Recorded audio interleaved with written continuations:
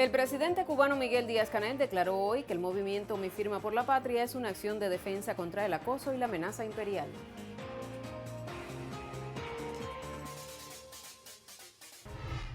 Parlamento Europeo evoca centenario de Fidel Castro Ruz con el desarrollo de un panel que reafirmó el reconocimiento y la proyección internacional del pensamiento del líder cubano.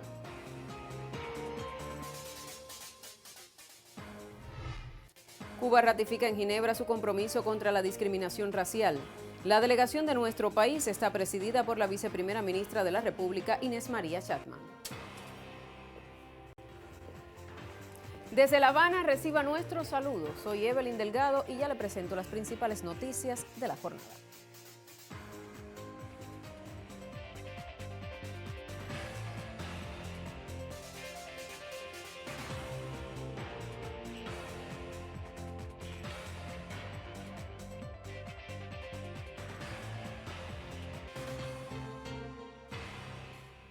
Iniciamos ya con las informaciones. El presidente cubano Miguel Díaz-Canel declaró hoy que el movimiento Mi Firma por la Patria es una acción de defensa contra el acoso y la amenaza imperial. Como nación libre, soberana y dueña única de su destino, Cuba denuncia el intento de asfixia que ha elevado a su más cruel expresión el bloqueo genocida y exige respeto a la libre elección de nuestro sistema político, expresó el mandatario en la red social X. Asimismo, afirmó que en esta iniciativa cada firma constituye un llamado a la conciencia del mundo. Avanzamos con otros temas. A sala llena tuvo lugar en el Parlamento Europeo el panel 100 años con Fidel, una mirada a la historia y a su pensamiento frente a los retos actuales de Cuba, como parte de las actividades organizadas por la Embajada de Cuba en Bélgica en conmemoración del centenario del líder histórico de la Revolución Cubana. El encuentro reunió a eurodiputados, académicos, intelectuales y amigos de Cuba en un espacio de profundo intercambio sobre la vigencia del pensamiento de Fidel en el contexto internacional contemporáneo. Fue moderado por los eurodiputados Joao Oliveira y Danilo de la Valle, ambos integrantes del grupo de LEF en el Parlamento Europeo.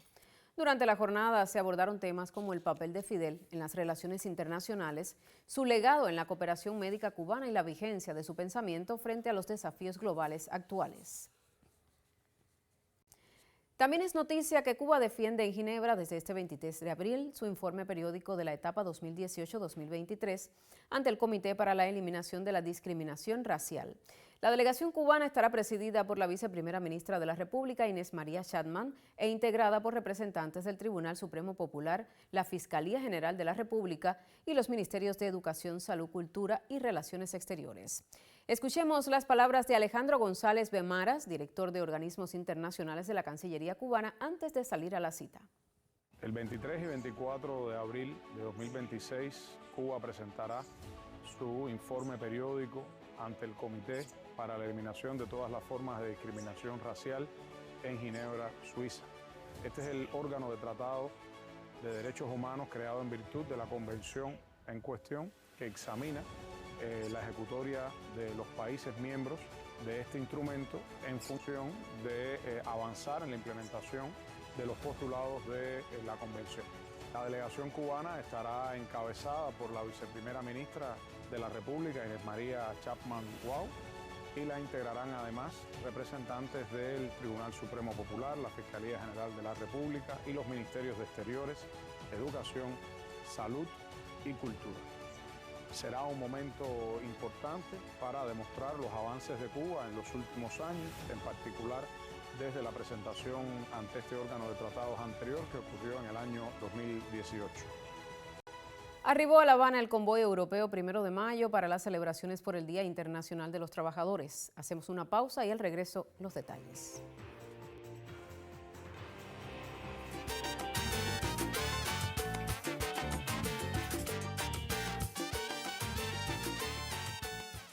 Es un honor, junto a todos los trabajadores y el pueblo de Cuba, estar en nuestra plaza, los trabajadores de obras marítimas. Como todos los años, participaremos junto al pueblo este 1 de mayo, con nuestra consigna: aquí no se rinde nadie.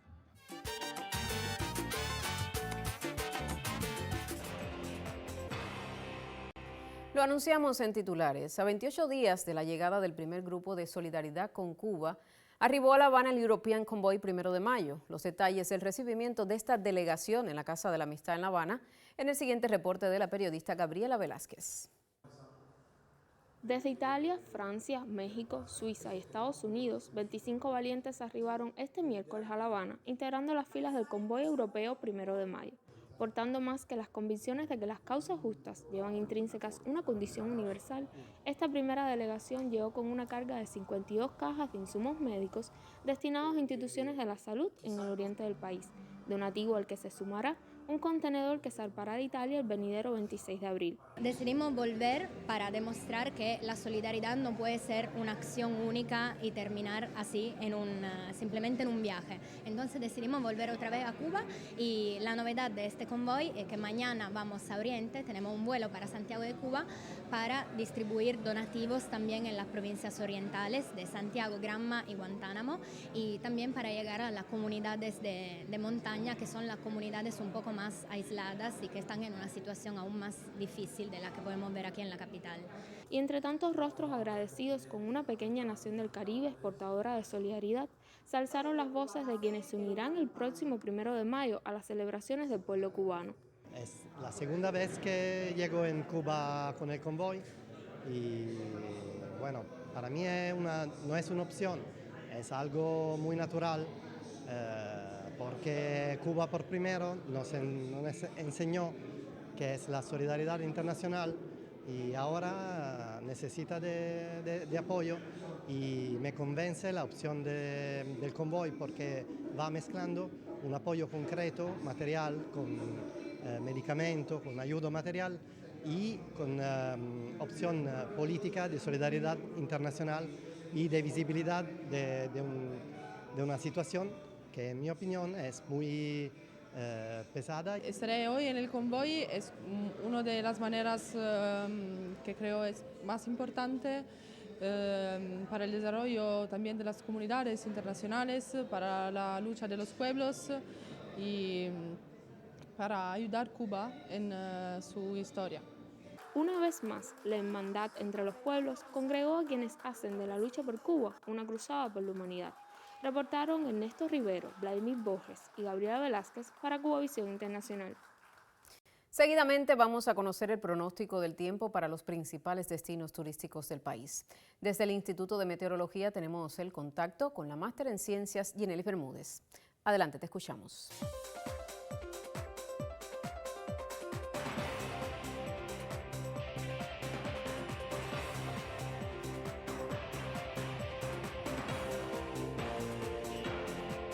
Saludos, es un placer compartir con usted la información meteorológica. Los vientos del nordeste continúan trayendo nubosidad baja desde el mar hacia zonas de la costa norte y durante la madrugada y la mañana, sobre todo en la costa norte de la región oriental, ocurren aislados chubascos de manera ocasional, mientras una vaguada en las capas bajas y medias de la atmósfera localizada sobre el sudeste del Golfo de México está aportando un flujo húmedo e inestable en las capas bajas de la atmósfera sobre la región occidental del país, y durante la tarde incentiva los procesos de precipitaciones. Así se van a mantener para las próximas horas, con alta probabilidad de lluvias en todo el territorio nacional asociado al desplazamiento de este sistema hacia el este sobre el Golfo de México y el occidente del país.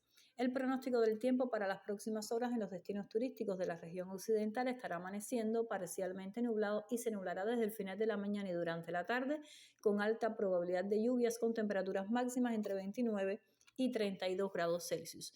En la región central amanecerá parcialmente nublado en zonas de la costa norte con poca nubosidad en Trinidad, y en la tarde se nublará con chubascos, lluvias y tormentas eléctricas con máximas entre 30 y 31 grados Celsius. También en la región oriental del país se mantendrá alta la probabilidad de lluvias durante la tarde. Amanecerá con poca nubosidad en Santiago de Cuba y en Bayamo, y parcialmente nublado en zonas de la costa norte con chubascos y tormentas eléctricas durante la tarde con máximas entre 30 y 32 grados Celsius. La salida del sol por Punta de Maicí a las 6:32 de la mañana se pondrá por el Cabo de San Antonio a las 8:03 pasado meridiano y comienza la fase de cuarto creciente. En resumen, para las próximas horas, chubascos, lluvias y tormentas eléctricas durante la tarde y la noche en gran parte del archipiélago cubano. Usted continúe en Cubavisión Internacional. Gracias, Ginelis, por este contacto. El ministro de Energía y Minas cubano, Vicente de la O Levi, explicó cómo se ejecuta el programa de recuperación del Sistema Eléctrico Nacional en declaraciones al programa televisivo Mesa Redonda. Al cierre de 2025, Cuba logró avances significativos en la recuperación del Sistema Eléctrico Nacional, pese al recrudecimiento del bloqueo estadounidense, que incluyó la incautación de un barco con 1 millón de barriles de combustible en diciembre. Escuchemos un fragmento de sus declaraciones. Nosotros estábamos calculando que el día 18 de este mes ya íbamos a tener esa situación para poderlo arrancar todo a la vez. En realidad arrancamos el 17 y empezó a verse, desde ese mismo día se empezó a ver la... Hay una mejoría en estos días. Se empezó a ver la mejoría, no la que nosotros queremos. Hay una mejoría, pero sí una mejoría significativa. Hay que decir que estamos sacando 800 toneladas, consumiendo 800 toneladas diarias de diésel. Que no es suficiente. La mitad. Para en esta época del año, con estos niveles de temperatura y en la fase de mantenimiento que tienen nuestras termoeléctricas, nosotros consumimos 1.600 toneladas de diésel para tener una disponibilidad muchísimo y unas afectaciones muchísimo menores. Y estamos distribuyendo 800 toneladas de lo que estamos consumiendo. También con el objetivo de alargarlo. Claro, de que dure más días. Porque podemos, si llegamos a consumir 1.600 toneladas, bueno, tendremos menos apagón. Es verdad, pero se nos acorta el 50% del tiempo, porque no es un combustible, es un barco. Yo he visto compañeros que dicen, bueno, ya tenemos la solución, llegó un barco. ¿Cuánto dura un barco? 8 barcos hacen falta mensuales. 8 barcos mensuales. Para la economía y la generación.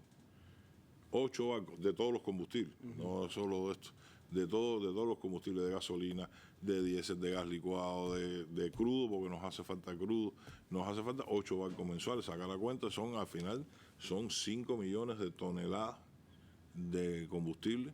A partir de este barco se siguen haciendo gestiones, estamos haciendo lo impensable para que haya un poco más de continuidad, pero solo con este barco tenemos hasta fin de este mes.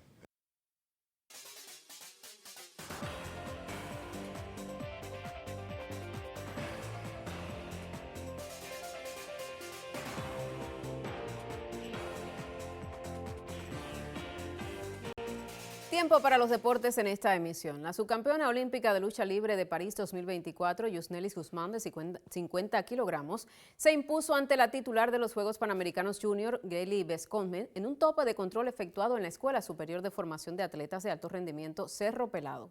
Según el periodista Guillermo Rodríguez Hidalgo, Laura Erin derrotó 2-0 a Lacey Guerrero en 53, mientras que en los 57 kilos, Yaineli Sanz fue mejor que Ángela Álvarez 2-0. María Fernanda Santana venció a Mayuri Tamayo por igual marcador en 62 y en duelo de habaneras, Brenda Sterling sucumbió ante Dailianis Canales en la división de los 68 kilos. Las ganadoras de estos pleitos garantizaron representar a Cuba en los Juegos Centroamericanos y del Caribe de Santo Domingo. Pasamos ahora al juego de las bolas y los strikes. El béisbol en Santiago de Cuba se alista de cara a la próxima serie nacional. Sobre los torneos de preparación que allí se realizan, nos informa Brita García.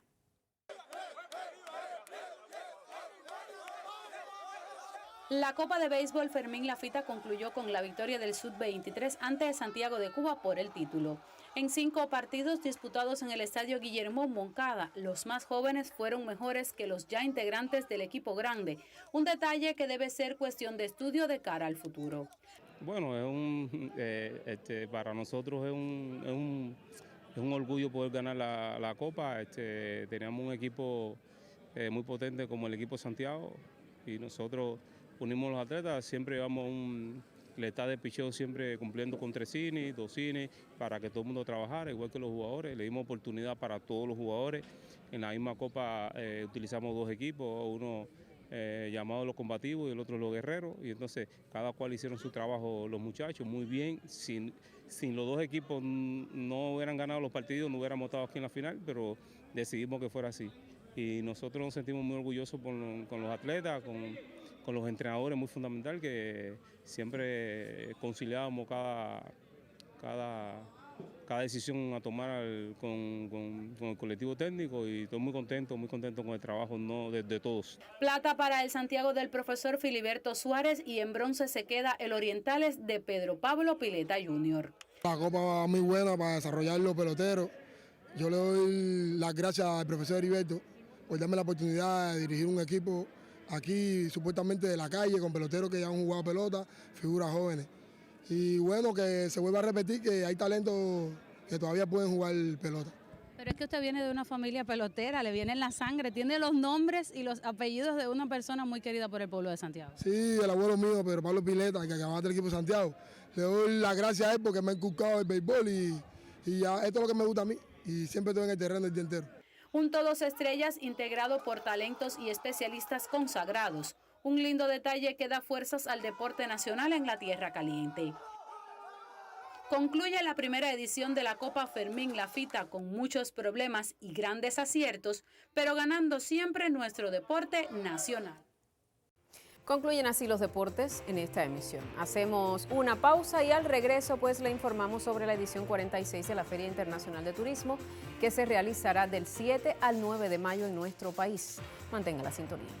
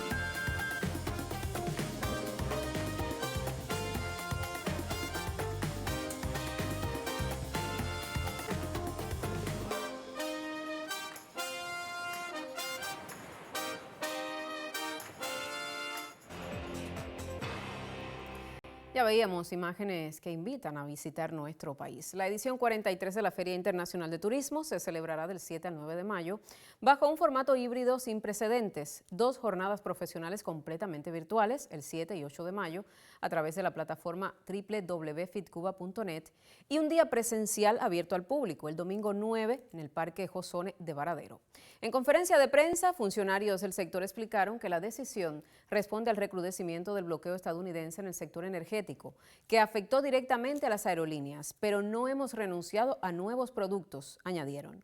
Entre las novedades que se presentarán en la feria destacan excursiones en bicicleta, observación de aves, catamaranes con vela, tours de bares en Varadero y otras ofertas en La Habana.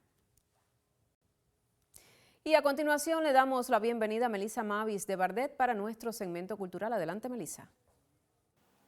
Sí, gracias. El saludo para ti, por supuesto, para quienes nos acompañan en esta emisión o nos siguen a través de nuestras plataformas digitales para informarse sobre el acontecer cultural cubano. Iniciamos con las informaciones y es noticia que la Fundación Nicolás Guillén celebrará los días 13 y 14 de mayo el Festival y Coloquio Nicolás Guillén, uno de los eventos académicos y culturales más importantes de la institución. La periodista Anislaidi Ramírez nos pone al tanto. La Sala Nicolás Guillén de la Unión de Escritores y Artistas de Cuba se vistió de gala al acoger la 15ª edición del Coloquio y Festival Nicolás Guillén, en esta ocasión dedicada a varias fechas importantes y relevantes de la historia, como el aniversario 95 de la publicación de Songo Cosongo de Nicolás Guillén, el centenario del natalicio del líder de la Revolución Fidel Castro, los 90 años del asesinato de Federico García Lorca y del inicio de la Guerra Civil Española, y los 65 años de la creación de la Unión de Escritores y Artistas de Cuba. No dudé en venir, tenía un compromiso con mi abuelo y pensaba que era importante, no solo por mi abuelo, por Cuba, que la memoria de Guillén siguiera vigente. Y creo que fue la decisión más feliz que tomé en mi vida, porque trabajar desde la obra de Nicolás Guillén para la cultura cubana es un privilegio y un placer innombrable. Esta edición estaba marcada por la compleja situación que atraviesa el país debido al cerco energético impuesto por Estados Unidos. Aún así, este encuentro reafirma el compromiso con la promoción del pensamiento, la literatura y las artes como espacios esenciales para el diálogo cultural y la construcción de la memoria histórica. Anisladi Ramírez, Cubavisión Internacional. Continuamos con más sobre el acontecer cultural y el Encuentro Internacional de Arte Urbano, Generarte, convertirá a la capital cubana en un museo al aire libre. Por supuesto que sobre esto tenemos detalles en nuestro segmento cultural. Veamos. Arrancó la segunda edición de Generarte. Hasta el 25 de abril tendrá lugar en la capital cubana el segundo Encuentro Internacional de Arte Urbano Generarte, auspiciado por la Asociación Hermanos Saiz y organizado por el proyecto sociocultural Arte 92. Dedicado al arte colectivo y al 40 aniversario de la Asociación Hermanos Saiz, el evento que inició en el 2020, creado hace exactamente 10 años, en este 2026 convierte las calles de Villa Blanca y Serrano en un museo al aire libre con más de 400 metros de mural creados por muralistas, grafiteros, performers y artistas de varias manifestaciones. Liderado por el artista visual Javier Agudo, Generarte está concebido como un punto de encuentro del arte mural, un espacio donde convergen artistas nacionales e internacionales de diversos proyectos, movimientos e instituciones para llevar a la comunidad mensajes educativos de formación artística y de pensamiento que contribuyan a la transformación visual de los entornos urbanos desde una perspectiva inclusiva y de equidad de género. Hasta aquí las informaciones culturales, gracias por su atención. Siempre es un placer informarle desde Cubavisión Internacional. Y vamos al cierre. Este 23 de abril el mundo celebra el Día Internacional de las Niñas en las Tecnologías de la Información y la Comunicación, una fecha que busca quebrar las brechas de género que existen en el ámbito tecnológico. En Cuba, los Joven Club de Computación y Electrónica son escenario privilegiado de esa mirada, donde las historias de niñas que aprenden, crean y se atreven merecen ser contadas. Veamos el siguiente reporte. ¿Qué pasaría si la mitad de las mentes más brillantes del planeta crecieran creyendo que la tecnología no está hecha para ellas? Esa no es una pregunta retórica, sino la radiografía de una brecha que el Día Internacional de las Niñas en las Tecnologías de la Información y la Comunicación, TIC, busca fracturar. Desde que en 2010 la Unión Internacional de Telecomunicaciones proclamó esta jornada, el mensaje ha sido claro. El futuro digital no puede escribirse con una sola mano. Por eso, en Cuba, la celebración es el reflejo de un trabajo cotidiano que ocurre en las aulas de los Joven Club de Computación y Electrónica, donde las niñas dejan de ser espectadoras para convertirse en arquitectas del cambio. Yo he aprendido muchas cosas a usar la computadora, varios códigos, también cómo usar el Scratch, en las IAs y siempre estaré educada en cuanto a la tecnología. Hacemos audiovisuales, trabajamos con inteligencia artificial y también algunos de robótica participan en este proyecto. En Cuba, los Joven Club han asumido un rol esencial, convertir el acceso a la tecnología en una experiencia de empoderamiento real. Allí las niñas no solo aprenden a manejar un software o herramientas de inteligencia artificial, también participan en talleres de robótica. Por mi parte, tratamos de utilizar la robótica educativa, creando proyectos como un brazo hidráulico que vamos a crear, que participaron 2 niñas y un niño, y nos presentamos a varios eventos y a competencias de robótica a nivel de Joven Club. Este funcionaba con unos tubos que estaban conectados a las jeringuillas y con esto se podían mover las articulaciones del brazo. Fue bastante recreativo, aprendimos bastante sobre física y cosas, cómo funciona el movimiento del agua. Según datos de la UNESCO de 2018, 9 de cada 10 niñas entre 6 y 8 años asocian la ingeniería con habilidades masculinas y las mujeres ocupan el 22% de los puestos de inteligencia artificial. Al ritmo actual, no se logrará alcanzar la paridad de género en ciencia, tecnología, ingeniería y matemática hasta el año 2100. Cuando sea grande yo quisiera ser empresaria y la informática y la tecnología me pueden ayudar a que me pueden dar una base o un apoyo en mi trabajo. El objetivo va más allá de formar usuarias competentes. Se trata de sembrar una generación de mujeres capaces de transformar el futuro digital de Cuba. Cada taller, cada línea de código escrita por una niña y cada proyecto liderado por una joven son pasos firmes hacia la igualdad real. Porque cuando una niña se siente dueña de la tecnología, no solo gana habilidades, gana voz, autonomía y la certeza de que puede construir un mundo más justo desde el teclado. Un reporte de Leisa Félix Tapanés y un equipo de Cubavisión Internacional. Así concluye esta emisión de Cuba Noticias. Otras informaciones en próximos espacios y también en las plataformas digitales. Gracias por informarse con nosotros.